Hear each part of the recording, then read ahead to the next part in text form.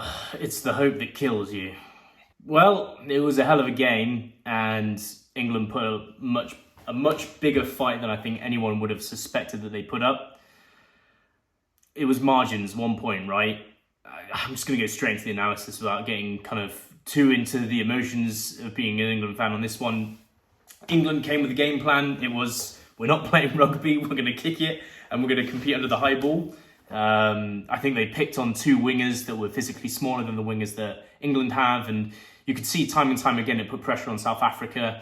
The ball was obviously very wet, there were a lot of knock-ons. No team could really kind of get forward momentum unless there was chaos, and that chaos usually in the first half kind of was in England's favour. It would usually come off of an up and under where they would compete, manage to get the ball, and then they would manage to scramble and then get the ball out and get some attacking play. And that's what put them in the lead. They started off in the lead. They kept the pressure on South Africa. The defence was just superb. I mean, I've not seen it that good in a really long time. I mean, last week was good as well. But England, I think, up until this tournament have looked sloppy in defence and slow. And today, they were far from it, right? They just looked sensational. They were stealing some lineouts as well in the first half, which was a surprise. Obviously, the Springboks lineouts are superb. And I did notice one lineout move where England had the ball and Benner was playing number 9 and he comes back to the back of the line out to lift at the back of the line out. This is probably some Steve Borthwick magic coming in terms of putting in some great line out moves. But England were just getting under the South African skin in the first half. They kept making them force mistakes. They kept making South Africa knock it on and not play with the ball. And I was always surprised that Manny Liverpool was getting the start in this game. This felt very much like a Andre Pollard game to me. I think it was always going to go this way. I don't think England were going to try an island and try and run it back at South Africa. They don't have the talent for that. That's not where they're strongest. Where they could be strong with a team that's less talented than South Africa's was playing the game tight, trusting the scrums and the lineouts, and really trusting that kicking for territory and forcing the opposition into their own half and trying to make them make mistakes would pay off, and it did. And something that I think is not going to be talked about really, but I think was really, really key, is that in the first half, the first 6 points for South Africa were off of lack of discipline from England. I remember one time specifically, Owen Farrell chatting back to the referee and being marched back 10 metres, and that made it so that South Africa could kick for the posts. I think, I can't remember specifically, but I feel like there was another penalty that was definitely for England ill discipline as well, and that was the reason that they got the first 6 points for South Africa. Apologies, I can't remember the exact reason. I just remember knowing in my head that was why it happened. Obviously, Libbok comes off at 30 minutes and Pollard comes in, and it's much more of his game, I think. And yeah, he ended up just kind of controlling the game and putting South Africa in the positions they needed to win. And I think I was always worried when the bomb squad was going to come on, because the inevitable did happen. You saw probably a weird selection for England with forwards that haven't really started much in this World Cup. Marler in at loose head and George Martin in at lock. And I definitely thought they did this because these are stronger scrummagers typically. I've watched Martin at Leicester, he's superb, and obviously Marler is well famous for his scrummaging technique. And obviously Dan Cole is obviously a specialist as well. So I knew what they were doing, and it always made me nervous that when the bomb squad came on and England were forced to make substitutions themselves, that the players coming on wouldn't be able to scrummage back. And lo and behold, what do we see? The 1 point in weakness in England's game turned out to be the scrum when the forwards came off and the replacement forwards came on. Now, I don't want to take anything away from the game. South Africa dominated every single scrum, except from the last one. And I think the penalty against Ellis Genge is unfair. I don't think he really went to floor at any point. I don't think he was boring in, and I think it was a penalty to England. But I just think the momentum of all the other scrums beforehand, since the replacements came on, made the difference for Ben O'Keefe's call to give South Africa the penalty. Now, I'm not going to complain about this being a win for England because of what I've said before. Ill discipline led to England losing 6 points on the board in the first half. If South Africa get that scrum in the end and they get that call that I think was wrong, they're still, 4 points or 5 points behind England in terms of the lack of discipline that they showed in the first half. And I think England only have themselves to blame. South Africa won. They won fair and square, and I've got no complaints about it whatsoever. South Africa, They didn't have their best game. I think they're making a lot of mistakes. I wouldn't be surprised if their coaching staff was yelling at them at half time. They looked off, and I think that was part of the reason why England were so competitive for so long. I think South Africa, if they were usually on their game, it wouldn't have ever have gotten this close. And it was so surprising. I mean, these are things that South Africa usually do very well. I mean, set piece, their lineouts, they lost some, and kicks out of hand, not great. I mean, just before the 9 got taken off, he did an awful kick. They just didn't look at their best. It's almost like the emotions of the last game kind of took their toll and they turned up a little bit tired. But I think as the mark of any true champion, even when you're not playing great, you manage to find a win against quality opposition. And I think that's really a mark of a champion, really, that even when you're not playing your best, you still have a chance to win. It's the sign of a true champion. And I think everyone knows the story of the game and why they won, right? Bomb Squad comes on and their forwards dominated England's. There were so many scrums in a row that they managed to just gain territory from that and ultimately score the points they needed to win the game. And they managed to get from a scrum penalty, managed to go into the line out and have a move and do a great move off of it and score a try. There's no secrets and there's no bones about it. And it just shows that their strength of depth today was the difference between the two teams. And it's something that I talked about at the beginning of the tournament. They've got two engines, right? And if one engine doesn't quite make it over the line, they just bring on the second engine and it can just change the game for them. And not a lot of teams, I don't think any team has that ability just to change their pack and have a world-class pack come on for a world-class pack. And they really relied on that today, and that really won them the game. So I think you've got to give the hats off to them for managing to win the game, even though they didn't play their best. And hats off to the Bomb Squad for giving them that scrum advantage. I really felt that the scrum advantage for them was the key. England weren't breaking on any other part of the game. The lineouts, they were competitive. Yes, England scuffed some lineouts in terms of throwing the ball in. There was one that was really embarrassing by Jamie George, but they were doing well on that. They were doing well on the high ball. The defence was great.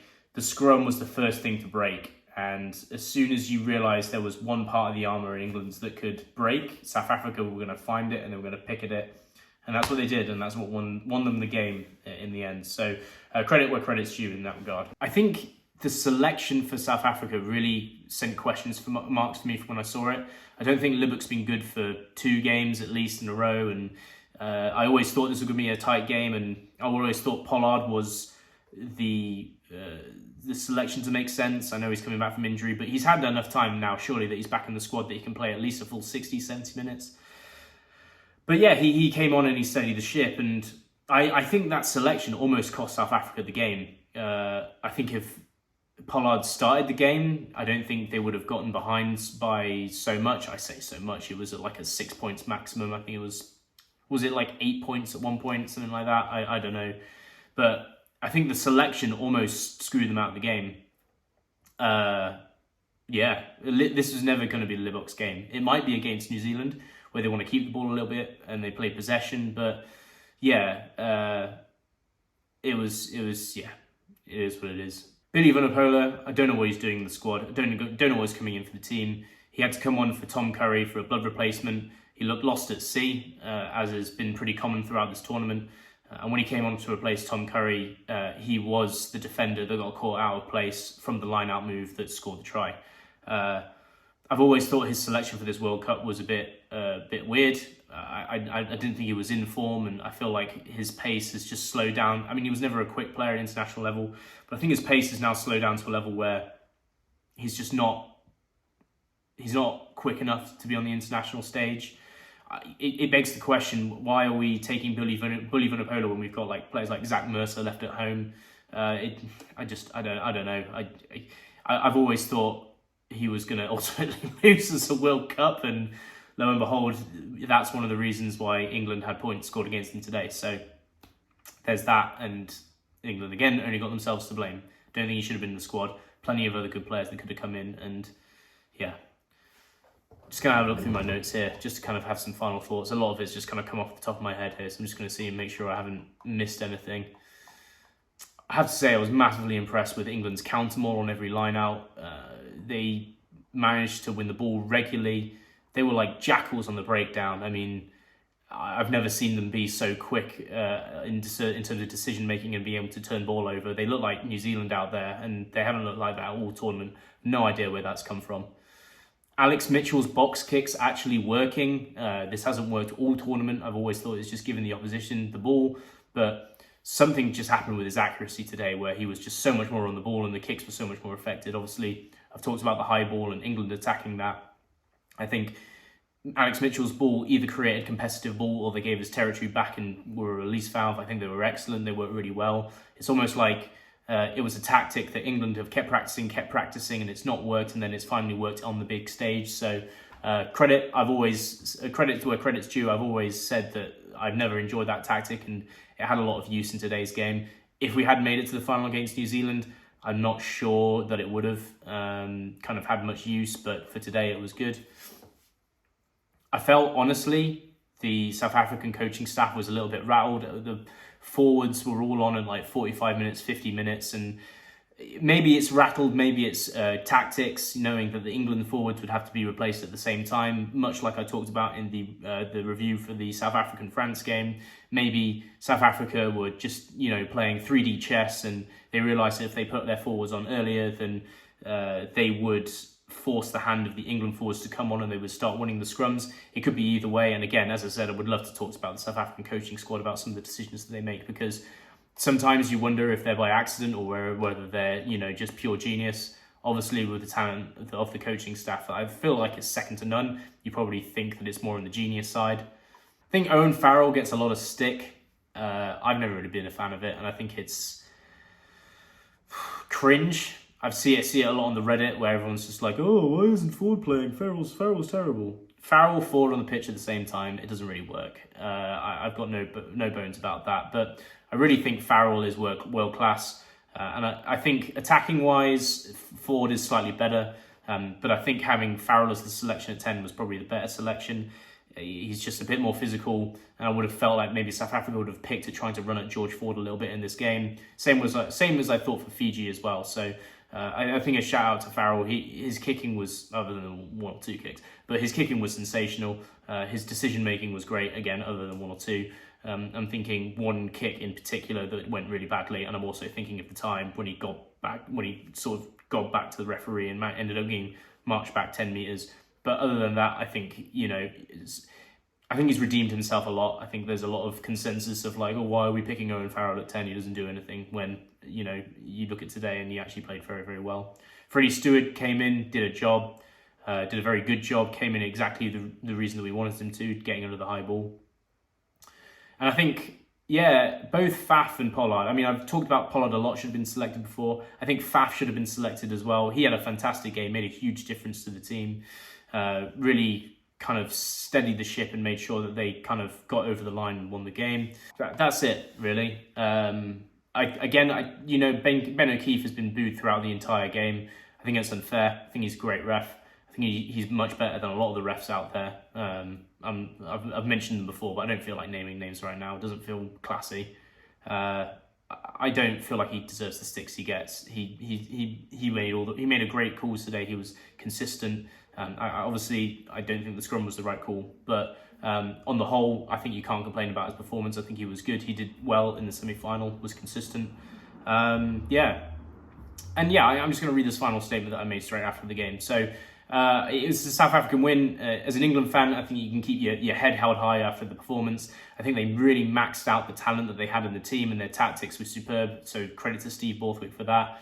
I think they were playing a more talented team than themselves, and their tactics really kind of pushed them right to the edge of being able to win this game.